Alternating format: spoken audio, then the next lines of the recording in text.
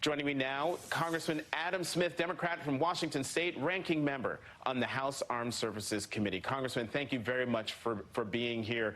You worked on the original NDAA legislation. Your thoughts on what they did with that original text and what comes next? Well, I think the policy that the Republicans are advancing is obviously part of their larger agenda and is extremely problematic for the Department of Defense. I mean, normally we make the decision to work on this in a bipartisan way. So certainly it's troubling that Speaker McCarthy chose not to do that. But I want to make sure that people focus on the policy that they're trying to advance. The bill they passed will make it less likely and more difficult for women to serve in the military, for trans people to serve in the military. And it'll also make it less likely that people of color get an adequate chance within the military because it will not address those issues. What that means is, in a time when the Department of Defense is struggling to meet its recruitment goals, it'll be even more difficult because we will have large pools of people who will be less likely to join the military. It'll make that problem worse. And also, as you watch the debate play out over the course of the week, you picked the most egregious clip to show there, but it was really just the bigotry on display about trans people, about the history of this country. We had one amendment to repeal the efforts of the Base Renaming Commission, something we did when I was chairman of the committee, to change the names of all the bases that had been named for Confederate leaders. Names that were changed during a period of time when our country was literally trying to establish white supremacy. That's why the bases were named what they were named. And we had Congressman Good from Virginia go on and on about how we need to honor our history. The exact same arguments that were made at the end of Reconstruction when this country established the Ku Klux Klan and Jim Crow. So the depth of the ignorance on display, well, I hope it's ignorance at any rate, means that we are attacking the diversity of this country and undermining our national security. Well, I mean, yeah, the ignorance on display, but unfortunately, the Speaker of the House helps to perpetuate it and further it along. Listen to what he had to say after the vote. Just focus on the military. Stop using taxpayer money to do their own wokeism. A military cannot defend themselves if you train them in woke. We don't want Disneyland to train our military. We want our men and women in the military to have every defense possible, and that's what our bill does. Congressman, I don't even know where to begin with that. But your thoughts on that? I think this is really important because what we're trying to wrestle with here is the history of race in this country. And what the Republicans want to pretend is that there is no history.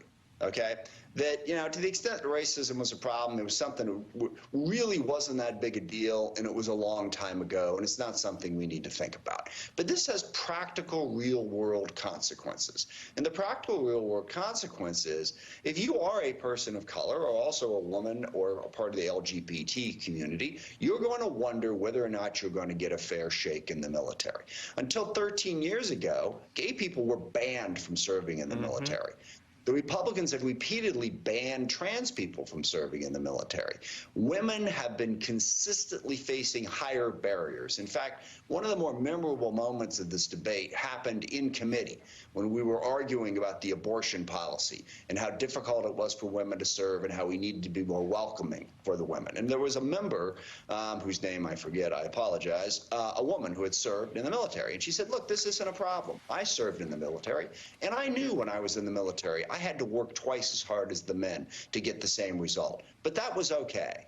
No, it's not okay. And if you're a woman today and you're thinking about whether or not you're going to join the military, and they're telling you, well, you can join, it'll be fine. All you got to do is work twice as hard as everybody else, and maybe you'll get the same opportunity. You're not going to do that. And the same applies very specifically to African Americans. Yes, the military has been welcoming, by and large, and letting African Americans join. But when you look at promotions, prior to a couple of years ago, when we finally started to begin to slowly make up for it, the number of African Americans serving in leadership positions was pathetically low and still is. So they're not getting those opportunities. So what diversity, equity, and inclusion does is it tries to recruit more aggressively from historically discriminated against populations and to make sure they're going to be treated fairly in the military. That strengthens us. Embedding old racist ideas does not make us stronger.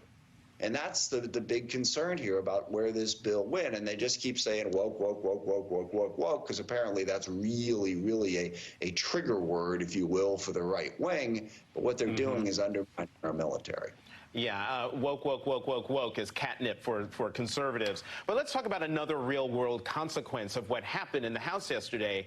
Yeah, great. Speaker McCarthy got a victory. That bill passed, squeaked by with 219 votes. You need 218 to pass anything in the House. Now it goes over to the Democratic-controlled Senate, where the thing is dead on arrival. So one of the real-world consequences we're facing, and correct me if I'm wrong, Congressman, is that we're headed to a government shutdown, because there's no way the Senate is going to pass what the House passed. And once you get into a conference committee where the likes of Marjorie Taylor Greene will be sitting, there's no way the two sides are going to come to any kind of agreement that will make the NDAA pass, make it possible for any of these other bills to pass, and to keep the government funded once the funding runs out on September 30th, right? Yeah, there's a lot to unpack there, so I'll try to do this quickly. First of all, it's the appropriations bills that would shut down the government, not the NDAA. But here's the thing. The appropriations bills working their way through the House, they're worse than the NDAA. They are more extreme and more problematic and even less likely to see the light of day in the Senate. So you are correct. We are screaming towards a government shutdown. And I really want to emphasize one point. The bill that we passed out of the committee, in the Armed Services Committee, would have passed on the floor of the House with about 360 votes. Chairman Mike Rogers, who's the Republican chairman of the committee, completely agrees with me on this point. So we had a bill that would have been enthusiastically embraced by the overwhelming majority of Republicans and Democrats. But what Kevin McCarthy had to have was a bill that was enthusiastically embraced by the Freedom Caucus. They're doing the same thing to the appropriations bills. And yes, you are absolutely correct. Neither the appropriations bills nor the defense bill will pass the Senate.